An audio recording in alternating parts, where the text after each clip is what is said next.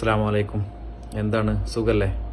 മക്കത്തുള്ളത് പരിശുദ്ധ ബദറിലൊന്ന് പോകണം, അവിടേക്കൊന്ന് കാണണം.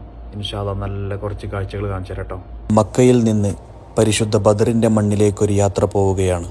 മക്കയിൽ നിന്ന് ഏകദേശം 300 കിലോമീറ്ററിന് മുകളിൽ ദൂരമുണ്ട് ബദർ എന്ന് പറയുന്ന ഈ സ്ഥലത്തേക്ക്. ഹബീബ് സല്ലല്ലാഹു അലൈഹി വസല്ലമ തങ്ങളും 313ഓളം വരുന്ന സ്വഹാബാക്കളും ചേർന്ന ശത്രുക്കളോട് പ്രതിരോധം തീർത്ത പരിശുദ്ധ ഭൂമിയിലേക്ക്.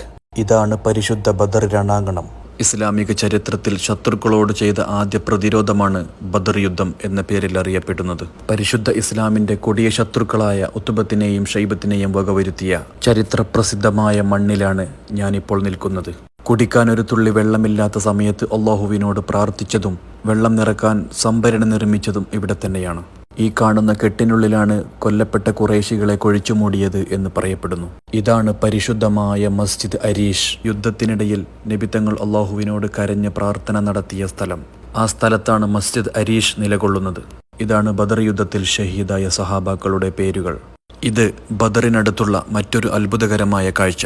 ഇതാണ് ജബൽ മലായിക. ബദർ യുദ്ധത്തിൽ സഹായത്തിനു വേണ്ടി അള്ളാഹു മലക്കുകളെ ഇറക്കിയ മല എന്ന പേരിൽ അറിയപ്പെടുന്നു. എന്തൊരു അത്ഭുതമാണ്, എന്തൊരു മനോഹരമാണ് ഈ ഒരു മല കാണാൻ.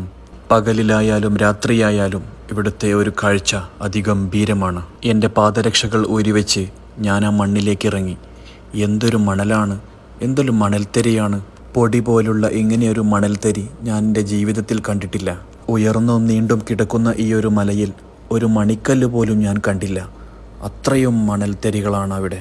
ഇതൊക്കെ നേരിൽ കാണാൻ കഴിഞ്ഞ ഞാൻ എത്ര ഭാഗ്യവാനാണ് എന്നോർത്ത് എൻ്റെ റബ്ബിനെ സ്തുതിച്ചു. അൽഹംദുലില്ലാ. ഒരു ഉറുമ്പ് നടന്നു പോയാൽ പോലും വ്യക്തമായി കാണാൻ കഴിയുന്ന അതിമനോഹരമായ മണൽക്കുന്ന്. കാലുകൾ താഴ്ന്നു പോകുന്ന ഈ ഒരു മണലിൽ നടന്നു നീങ്ങാൻ പ്രയാസമാണെങ്കിലും എനിക്ക് കഴിയുന്നത് പോലെ ഞാൻ മുകളിൽ കയറി.